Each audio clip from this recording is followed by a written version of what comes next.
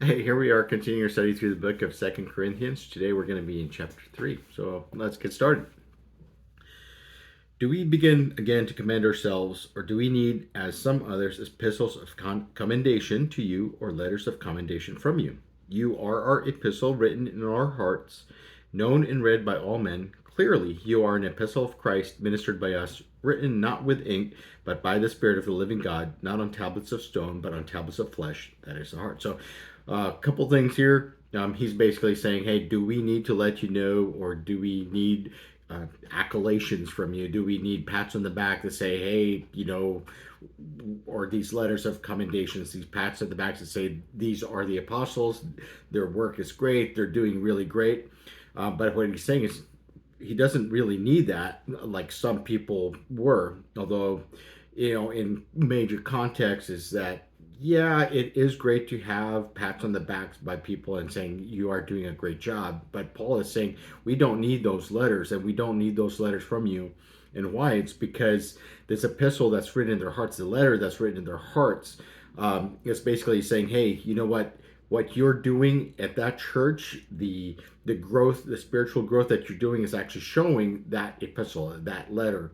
Um, you are an epistle. You are by you ministering to them, or by the church ministering to Paul and the other apostles, right? So it's showing that there is this letter. It's not written in ink. It's not on a piece of paper or an article. It is actually written in the heart by the Spirit of God. And then he refers to the tablets of stone, which is the Ten Commandments, which he's referring to, that were written by God to Moses to give to the Israelites, or at least to speak to the Israelites, to the Jews back in the day, right? But he says it's the tablets of flesh, that is the heart. This is where the new covenant that God has given, sealed by his Spirit because of what Christ has done on the cross and what Christ did when he rose from the dead. Let's continue. Verse 4. And we have such trust through Christ toward God, not that we are sufficient of ourselves to think of anything as being from ourselves, but our sufficiencies from God. So basically, we're not doing this for ourselves, and our strength is not really from us, but it is because it is from God. Verse 6, who also made us sufficient as ministers of the new covenant, not of the letter, but of the Spirit. For the letter kills, but the Spirit gives life. So he's also referring to the idea of like, okay, so the law that was written, this is the Ten Commandments, and the other laws that were given to the Jews, they were written in order to show that humans, men and women, we are all not cut out to complete all the works of the law, because even if we think certain things, we have already committed an act against God, right? So that's why he's saying it's the letter, because of the law. It shows us our failure, that we are short, we don't meet God's standards, and that because of that sin, which goes to death, right? So death, the penalty of sin is death, but in the Spirit gives life. So the Spirit that's written in our hearts, that renews us and changes us and guides us and directs us towards the towards God's goodness, basically reforming us and changing us into His image. That's what gives us life. Verse 7. But if the ministry of death, written and engraved on stones, referring back to the Ten Commandments, was glorious, so that the children of Israel could not look steadily at the face of Moses because of the glory of his countenance, which glory was passing away, how will the ministry of the Spirit not be more glorious? For if the ministry of condemnation had glory, the ministry of righteousness exceeds much more in glory. For even what was made glorious had no glory in this respect, because of the glory that excels. For if what is passing away was glorious, what remains is much more glorious. So real quick here, talking about the time when Moses wanted to see God, and God says, I can't show you my face, otherwise you're going to die, because no one can see God's face and live because of sin. But he says, I'm going to go ahead and walk by you. My glory is going to pass you, and you will see my glory. And what happened was Moses' face shone after seeing God's glory. So when he saw the people saw this, and this is based on,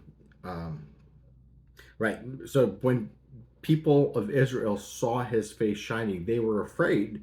And we'll actually read into a little bit more as to what made them afraid there. But that glory that was impressed on Moses did not last long. It faded. And we'll see what Moses did If you also read back into Exodus, you'll also read into that as to what he did. Um, Exodus, Numbers, or Deuteronomy. It's one of those books. All right, but it basically Moses happened. So the glory started fading away, and that basically what he's saying is here: what was made glorious had no glory in this respect. So the glory of the Spirit, the ministry of the Spirit, is going to be more glorious because the working of the Spirit, and this is the promise that God has given us through Jesus, that He gives us His Spirit so that we can live out a life for Him. And that is much more glorious than looking at a tablet of stone and saying, this is what we have to follow in order for us to be saved. But it's not really the case, because what Jesus did on the cross was the entire final complete work that's saying you don't have to follow the rule of the law. God is going to do it through you by His Spirit. So let's continue, verse 12. Therefore, since we have such hope, we use great boldness of speech, unlike Moses, who put a veil over his face so that the children of Israel could not look steadily at the end of what was passing away. So remember, I was talking to you about the glory was fading away from Moses, and so what did he do? He put a veil over his face. Verse 14, but their minds were blinded, for until this day the same veil remains unlifted in the reading of the Old Testament, because the veil is taken away in Christ. So the veil which Moses put on was a covering so that the people would not see the fading glory, right? And that's what made them afraid, was because they saw this great glory of God, but then it started to fade away. And it's like, oh, it's going to go away. What's the point of living? But at the same time, Paul is saying here, because of what Christ did, so now we don't need that veil. The Spirit resides in us. That Spirit is the one that's glorious, and it's going to shine through us by our works, by our ministry, by the things that we do for God. Right? Verse 15, but even to this day, when Moses is read, a veil lies on their heart. So when Moses is read, they're only looking at the law, the commandments, the things that they have to do in order to be saved, for the cleansing, the rejuvenation, right? Verse 16 says, nevertheless, when one turns to the Lord, the veil is taken away. So same thing. The veil is going to be taken away because of what Jesus has done. We don't need to cover up. Well, we express our desire to follow Jesus, to follow Christ, and His Spirit who resides in us will guide us into all truth, to teach us all things, and then correct us when we're needed. And so we don't need that veil to cover up the glory that's passing away, because the glory won't pass away when the Spirit resides in us, when we're doing the things that we're called to do for God, when we continue to uplift each other, when we edify each other. That Spirit is the one that helps us do all the things that we need to do for God. Verse 17, now the Lord is the Spirit, and where the Spirit of the Lord is, there is liberty.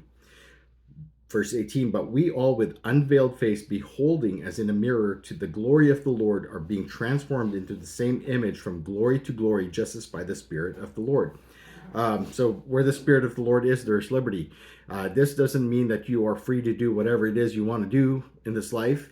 You are free from sin. You are free from the shackles that hold you, free from the condemnation, free from the shame and the bitterness and the anger and the hatred and all that. You are free from beating yourself down. You are free from death. And that's where that liberty comes in. So you are free because now you have you have access to the entire grace of God. So now we all with unveiled face, beholding it as in a mirror. So real quick on a mirror here, when you're talking about back in the day, they did not use the mirrors like we do. Like, for example, this mirror that has a glass over a thin piece of silver or thin piece of paint that's underneath there that makes this reflection really great. Back then was just a metal plate. And so let's say with silver or bronze, it was polished so well. And so what you're seeing is very, very faint. It's not your actual true reflection like you would see in a mirror like this. So we see with beholding as in a mirror the glory of the Lord that doesn't look so strong and bright, but it's there, it's bright. And the more that you shine it, the more that you polish it, it gets brighter and brighter. And so the same thing, when the Spirit resides in us, He transforms us, He molds us, He perfects us in order so that we would become a reflection of Jesus, the one true King. And that's what He says: into the same image, from glory to glory, the image of God, the image of Christ, the humble, the one who, basically gave up everything in order to become like us, and then to take on the beating, to take on the persecution, to take on the cross, the death that we deserve for us, just so that we have an opportunity for eternal life, to live with Him for all eternity, forever, because He wants to be with us. He wants us to be with Him, and that's why He gave up everything for us. So anyway, that's it for chapter 3. We'll continue chapter 4 tomorrow, and because we're a few days away, Merry Christmas. Y'all be blessed.